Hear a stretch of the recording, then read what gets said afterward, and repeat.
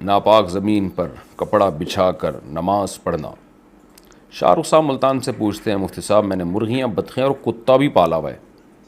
یہ سب زمین پر گھومتے پھرتے رہتے ہیں، زمین پر ہی گھومتے ہیں میرا خیال ہے جتنے بھی جانور ہیں، بستروں پہ تو نہیں رہنا چاہیے ان کو، ایسی کوئی جگہ نہیں ہے جہاں ان کے پاؤں نہ پڑے ہوں، تو پوچھنا یہ کہ زمین پر کوئی کپڑا وغیرہ بچھا کر نماز پڑھ سکتا ہوں؟ دیکھیں جانور جس زمین پہ گھومتا ہے وہ زمین ناپاک نہیں ہو جاتی، مٹی تو ویسے ہی پاک چیز ہے، اور گندگی مٹی پہ گرے گی اور مٹی اس کو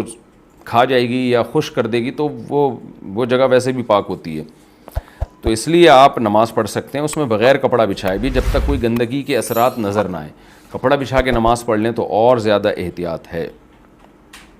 ٹک ٹاک پر آیات اور احادیث اپلوڈ کرنا۔ محمد ریان خیبر پختونخوا سے پوچھتے ہیں کیا ہم ٹک ٹاک پر قرآنی آیات اور احادیث اپلوڈ کر سکتے ہیں یا نہیں، کیونکہ ٹک ٹاک اب ایک سوشل ایپ بن چکا ہے اور ہمارے بڑے بھی یوز کرتے ہیں۔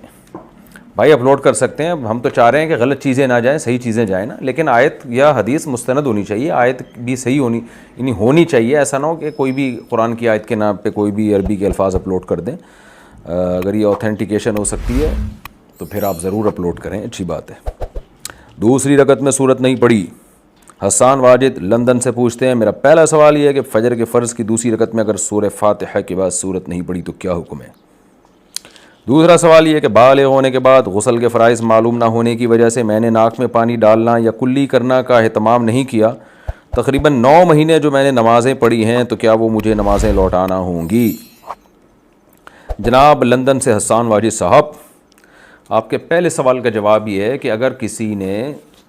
سورت نہیں پڑھی فرض نماز میں، تو اگر فجر کی دوسری رکعت میں جیسے آپ نے سورت نہیں پڑھی تو اگر رکوع میں آپ کو یاد آیا کہ اوہو میں نے سورت تو پڑھی نہیں ہے، تو آپ کو چاہیے رکوع سے کھڑے ہو کے سورت پڑھیں اور آخر میں سجدہ سہو بھی کریں۔ لیکن اگر رکوع میں یاد ہی نہیں آیا، سجدے میں جا کے یاد آیا آپ کو، تو پھر اب سوائے سجدہ سہو کے اور کچھ نہیں ہو سکتا، سجدہ سہو کریں گے نماز آپ کی ہو جائے گی۔ دوسرا مسئلہ جو آپ نے پوچھا ہے کہ آپ کو یہ نہیں پتا تھا یہ ناک میں پانی ڈالنا غسل میں فرض ہے، اور آپ نے 9 مہینے بالغ ہونے کے بعد اسی طرح نمازیں پڑھتے رہے، تو دیکھیں اگر یہ آسانی سے نمازیں لوٹانا آپ کے لیے ممکن ہے تو بہتر ہے، احتیاط اسی میں ہے کہ نمازیں لوٹا لیں، کیونکہ امام ابو حنیفہ رحمہ اللہ اور امام احمد ابن حنبل 2 اماموں کے نزدیک غسل میں کلی کرنا اور ناک میں پانی ڈالنا فرض ہے، اور ان کی دلیل بھی بڑی مضبوط ہے، کیونکہ قرآن میں اللہ نے غسل میں کہ فَلْيَطَّهَّرُوا کا حکم دیا، تطہر یعنی مبالغہ کا، تو اس آیت کے ظاہر سے امام حنیفہ نے استدلال کیا ہے کہ وضو میں تو ناک میں پانی ڈالنا اور کلی کرنا فرض نہیں ہے، لیکن غسل میں چونکہ تطہر ہے، غلوف کا حکم ہے، مبالغے کا حکم ہے، اس لیے اس میں ناک میں پانی ڈالنا بھی فرض ہے۔ لیکن اگر بہت طویل عرصے اس طرح آپ کرتے رہے ہیں اور ابھی نمازوں کو لوٹانے میں حرج ہے، تو ایسی شدید مجبوری میں امام شافعی رحمہ اللہ کے قول کو بھی لیا جا سکتا ہے مجبوری میں، وہ یہ ہے کہ ان کے نزدیک غسل میں ناک میں پانی ڈالنا اور کلی کرنا فرض نہیں ہے، تو کسی کے ذمہ بہت زیادہ نمازیں جمع ہو گئی ہوں تو وہ گنجائش ہے اس میں امام شافعی کے قول کو لے لیں، آئندہ احتیاط کریں، آئندہ اگر آپ نے ناک میں پانی نہیں ڈالا یا